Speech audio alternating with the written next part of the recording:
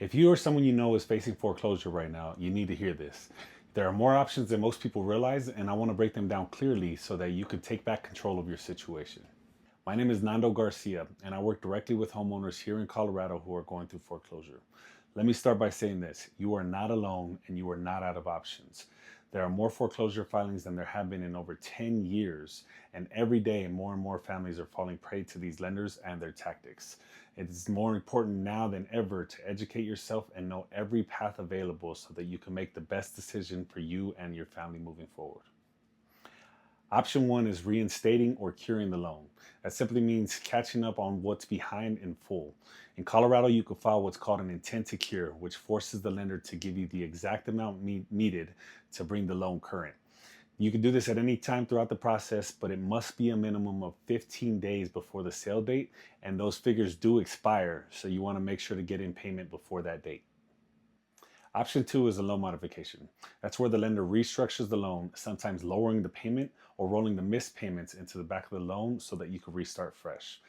This process does take time, so you're going to want to apply a minimum of 30 to 45 days before the sale date, and it's basically like applying for a new loan. So get in all documents and get in stuff as quickly as possible and make sure that application is complete so that it gives you the best chance of getting approved. Option three is a repayment plan or forbearance. If your hardship is temporary, the lender may allow you to catch up on payments over time. There's sometimes a lump sum due at the end of a forbearance, so make sure you understand the terms completely before going this route. Option four is selling the home before the foreclosure date. This includes traditional sales on the market and fast as is cash sales, as well as short sales or subject to and creative finance deals for those people that don't have any equity or have very little equity. This is the least ideal option for some people as their intention is to stay in the home, but for others, it's a clean way to turn the page, protect their equity, avoid a foreclosure on their record, and move forward finally with some peace of mind. Option five is bankruptcy. I am not an attorney, so I'm not going to be giving any legal advice, but for some, it is another route that can either temporarily or permanently stop a foreclosure.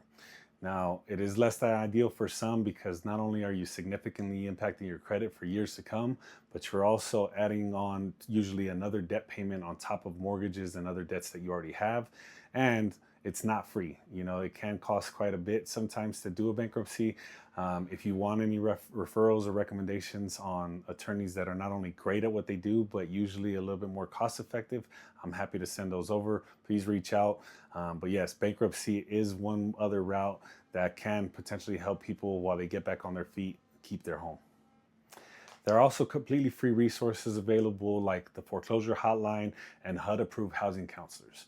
HUD counselors negotiate with banks for a living, and many of them know of free government and nonprofit assistance programs that most homeowners have never even heard of. So talking to one not only eases the burden of having to deal with the lender yourself, but it could also potentially save you thousands of dollars.